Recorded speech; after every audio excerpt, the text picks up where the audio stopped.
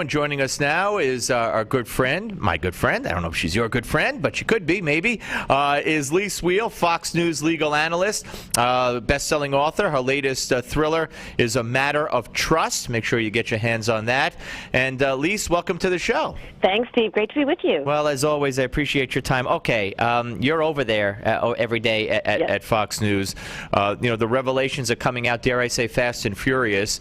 And now we learn that it's not just James Rosen's personal emails and records that the Justice Department went after, and that they labeled a co-conspirator just for doing his job. But now we find out that several Fox News employees, including home records and the parents of one. Yes, exactly. I mean, this is just unprecedented by anyone who's weighing in on it. Could be illegal. I mean, first of all, what's the feeling in that building? Well, I mean, it's just horrible. I mean, it's just the fact that an FBI warrant could be issued, or FBI went to a judge and a warrant could be issued for 4 months of Rosen's personal emails on the idea that he could be a co-conspirator for simply getting information, which is what journalists are supposed to do. And, Steve, no reporter has ever been prosecuted for seeking classified information. That's part of what we do. Can the leakers be prosecuted? Yes. Sure. And this person is being prosecuted. He's looking at a trial in 2014. Yes, Stephen Jin Woo Kim. Exactly, a former State Department arms expert. He's accused of passing details from Rosen from a classified report. But that is so separate from what Rosen did, which was take the information and publish it. And that's what journalists do. I mean, hello, remember Pentagon Papers, for goodness sake? I don't know how they think they could get away with it. So are you concerned that they might be tapping you? Well, who knows? The scary thing is that this warrant was signed in May of 2010. It was sealed. And now, obviously 3 years later, now we're just finding out about it. So we don't know who else is being investigated, whose records are being tapped, whose emails are being looked into. We just have no idea. Yeah, it is frightening. And again, from a legal point of view, is this illegal? It is illegal. From everything, I do not understand why this judge, Alan Kay, signed off on this warrant.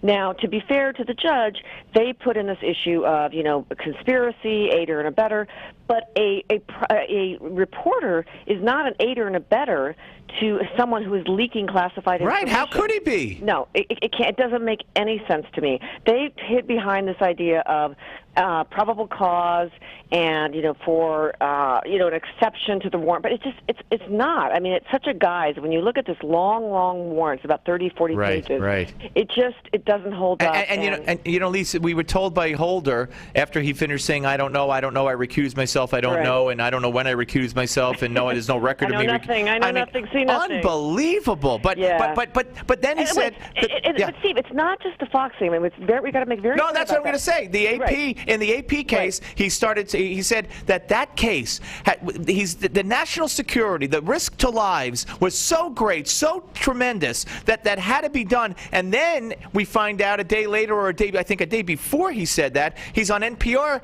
asked if he's done this other times, and he said, yeah, I don't know how many I've signed off on, but I've signed off. And now we find out James Rosen, Fox News, who knows how many others are out there. That's the thing. And again, it's not just Fox, it's CBS, it's the it's Sheila Atkinson, yeah. Exactly. I mean, it is just when journalists can't exercise their right to First Amendment and to be watchdogs of government transparency, that is really frightening. Not just, and I don't mean to just play inside baseball here with you, Steve. It's not just about journalists. In fact, that really has nothing to do with it, really. It's the journalists are the mouthpiece, the mechanism to get information out to people. Well, ABC News and the network newses, when the revelations came out about James and his records, they did not cover the story. So that should tell you what we're up against. It does tell you, but I will also say kudos to the New York Times today, because they had a very good editorial, if you saw that on the editorial page, about exactly the James Rosen case. And they stuck up for Rosen and said this is just incredible and wrong. Yep. All right, let's move on. We're talking to Lis Wiehl, best-selling author. Matter of Trust is her latest, and of course, Fox News legal analyst. I want you to hear Jodi Arias yesterday pleading for life as opposed to death, and here's some of what she had to say. If I get permission, I'd like to implement a recycling program.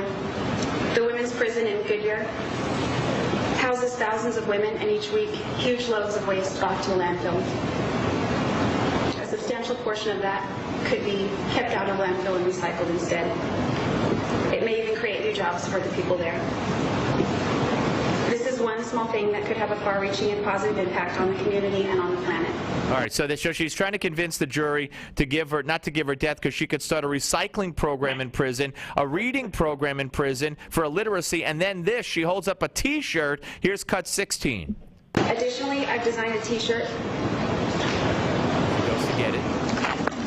This is the T-shirt, of which 100% of the proceeds go to support nonprofit organizations which also assist other victims of domestic violence.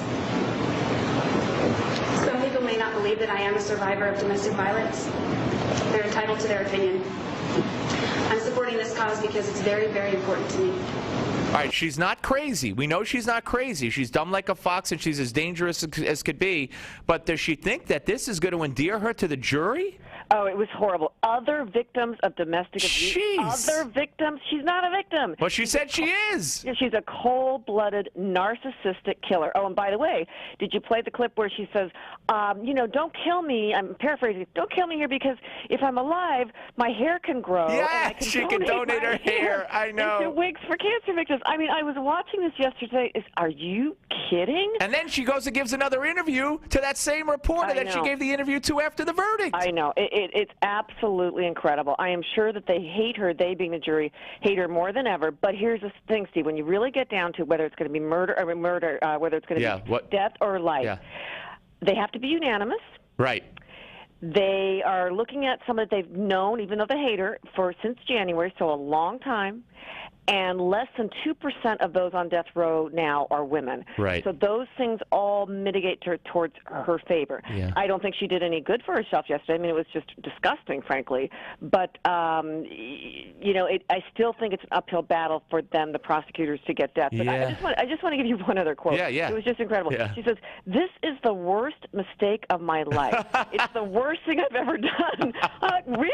Yeah, you know, along there with jaywalking and shoplifting, it's right up there with the worst. And once she missed a hair cutting appointment too. Exactly. She thought it was on Tuesday, but it was on Thursday.